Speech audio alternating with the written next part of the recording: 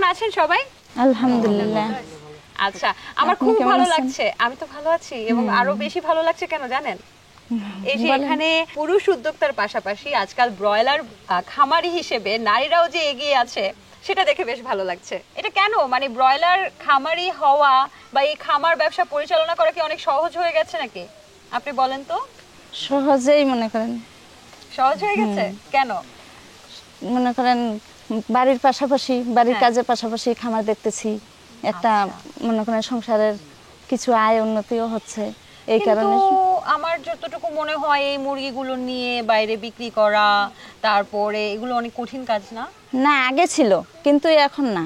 এখন তো মনে করেন ফার্মিং সব কিছু করতেছে, বিক্রি করা মনে করেন সেল করতেছে ফার্ম, আমাদের কোনো টেনশন নাই। আপনার খামারে এখন কি পরিমাণ মুরগি আছে? 1000 পরিমাণ। 1000? আচ্ছা, শেড কয়টা? শেড একটাই। আচ্ছা, তো আপনি কি এই প্রথম মুরগির ব্যবসার সাথে জড়িত নাকি আগেও মুরগির ব্যবসা করেছেন, কোনটা?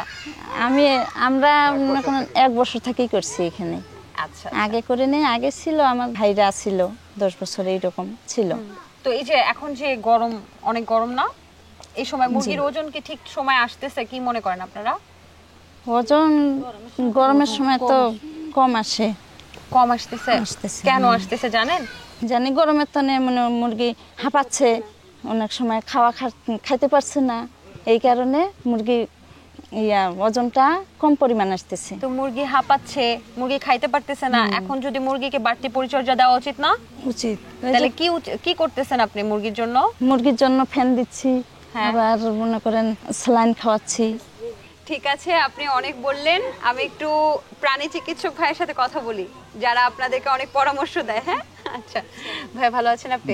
আচ্ছা, আপনার থেকে প্রথমে জানতে চাই যে আসলে এখন তো তীব্র তাপদাহ, বৃষ্টি আসলেও হিউমিডিটি বেশি, এই সময়টা আসলে মুরগির জন্য কি ক্ষতি হতে পারে? আচ্ছা, ব্রয়লার মুরগি পালন করার ক্ষেত্রে গরমের বিষয়টা খুব ভালোভাবে লক্ষ্য রাখতে হয়। যেমন হিট স্ট্রেস, এখন গরমের সময় হিট স্ট্রেস, প্রচণ্ড পরিমাণ হিট স্ট্রেস হয়, যার কারণে মুরগির বেশ কিছু সমস্যা হয়। যেমন তার খাবার খাওয়া কমে যায়, বেশি প্যান্টিং করার জন্য তার ওয়েট গ্রেইনটা কম হয়। তো সেক্ষেত্রে আমরা খামারিকে বেশ কিছু পরামর্শ দিয়ে থাকি যাতে সে এই হিট স্ট্রেসের সাথে মোকাবেলা করতে পারে। যেমন আমরা খামারিকে বলি অবশ্যই খামারে পর্যাপ্ত ফ্যানের ব্যবস্থা করার জন্য, এবং ফ্যানটা অবশ্যই স্ট্যান্ড ফ্যানগুলো, হ্যাঁ, স্ট্যান্ড ফ্যানের কারণে তার ঘরের ভিতরে হরিজন্টাল ভেন্টিলেশনটা ভালো হয়। এক্ষেত্রে মুরগির ঘরের ভিতরে হিউমিডিটিটা কমে যায় বা হিউমিডিটিটা সহনীয় পর্যায়ে থাকে এবং গরমটা কমে যায়। সেকেন্ড, আমরা বলি যে পানির পাত্র পরিমাণ বৃদ্ধি করে দেওয়ার জন্য, কারণ প্রত্যেকটা মুরগি প্রচুর পরিমাণ পানি ইনটেক করে, 4 থেকে 5 গুণ 6 গুণ পর্যন্ত পানি ইনটেক করে। সেক্ষেত্রে পানির পাত্র যদি কম থাকে সেক্ষেত্রে মুরগিগুলো হিট স্ট্রেসে আরও বেশি আক্রান্ত হয়। যে আমরা স্বাভাবিকের চেয়ে বলি 1 থেকে 1.5 গুণ পানি পাত্র বৃদ্ধি করে দেওয়ার জন্য। তারপরে আমরা আরেকটা বিষয় বলি যে শেডের ভিতরে ফলস সিলিং ব্যবহার করার জন্য। ফলস সিলিং ব্যবহার করলে হয় সেটা হচ্ছে টিনের চালে বা রোদ্রের কারণে যে তাপটা তৈরি হয়, ফলস সিলিং ব্যবহারটা করলে 4 থেকে 5 ডিগ্রি তাপমাত্রা কমে আসে। হ্যাঁ, এই ফলস সিলিংসগুলা সাধারণত দেওয়া হয় পাটখড়ি দ্বারা এবং অথবা বাঁশের চাটাই পাওয়া যায়। এই ধরনের জিনিসদের যদি ফলস সিলিং দেওয়া হয় তাহলে 3 থেকে 4 ডিগ্রি বা 5 ডিগ্রি তাপমাত্রা আমরা কম করতে পারি ঘরের ভিতরে। সেকেন্ড, আমরা যখন অনেক তাপদাহ হয় তখন বাইরে থেকে রোদের একটা তাপ চলে আসে ভিতরে ঘরের ভিতরে, তখন এই ক্ষেত্রে আমরা শেডের চারপাশে 5 থেকে 6 ফিট পর্যন্ত আমরা বলি সাইড প্যান্ডেল দেওয়ার জন্য। এই সাইড প্যান্ডেলগুলো সাধারণত খামারিরা চটের বস্তা দিয়ে দিতে পারে অথবা বাঁশের যে ধারাইগুলো পাওয়া যায় এগুলো দিয়ে দিতে পারে, ধারাই বা চাটাই বলে, এগুলো দিয়ে দিতে পারে। সেক্ষেত্রে বাইরে থেকে যে তাপদাহটা এটা ভিতরে কম প্রবেশ করে। এবং কিছু খামারি যারা একটু বেশি এগিয়ে আছে টেকনোলজি দিয়ে, তাদেরকে আমরা বলি চীনের চালে ঝর্ণা স্প্রিংকলার বলে, এই স্প্রিংকলারটা সেট করতে বলি আমরা। স্প্রিংকলার যখন সেট করে তখন ঘরের তাপমাত্রা আলটিমেটলি আরও কমে যায়। আচ্ছা, এইভাবে যদি বলতেন যে সাইড প্যান্ডেলের যে কথাটা বললেন সেটা বিভিন্ন জিনিস দিয়ে দিতে পারে, কিন্তু সেটা আসলে কতখানি বন্ধ করে ফেলবে? পুরোপুরি কি পুরো খামার কি চারপাশ দিয়ে ঘিরে দিবে এরকম কিছু বলছেন, নাকি উপরটা একটু খালি রাখবে নিচে দিবে? এটা মূলত লম্বা বরাবর, সাধারণত ঘর পূর্ব পশ্চিম লম্বা হয়, লম্বা বরাবর দিতে হবে এবং ঘরের যে চালটা আছে এই চালের সাথে লেভেল করে একটু স্লপ হবে, মিনিমাম 5 থেকে 6 ফিট স্লপ হবে আর কি। এটা ঘরের থেকে নিচু হবে না, এমনভাবে থাকবে যাতে ঘরে বাতাস চলাচলটা সহজ থাকে। এই বিষয়গুলো যদি আমরা খেয়াল করি তাহলে আমরা গরমকালেও এই হিট স্ট্রেস যেটা এটা মোকাবেলা করতে সক্ষম হব।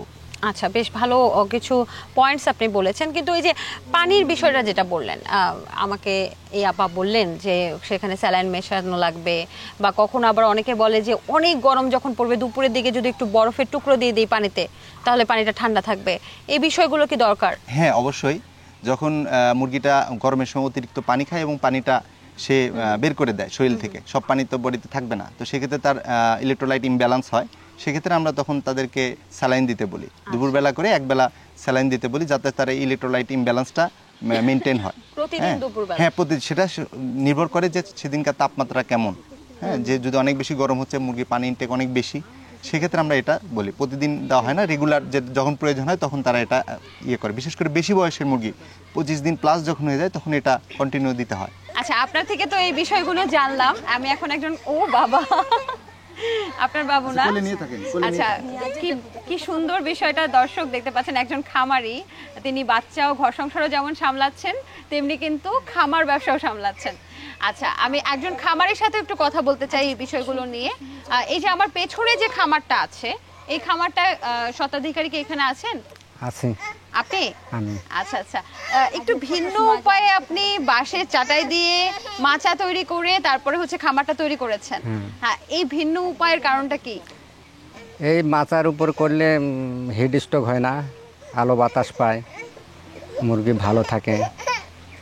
আচ্ছা, বাতাস চলাচল হয়, লিটারে কোনো সমস্যা হয় না। কতখানি মুরগি আছে? কতগুলো? 1000। 1000 মুরগি? আচ্ছা, এই পর্যন্ত কয়টা ব্যাচ উঠাইছেন? এই পর্যন্ত এটা ধরো 8টা। কেমন লাভ পাইছেন? পাইছি। ভালো? ভালো।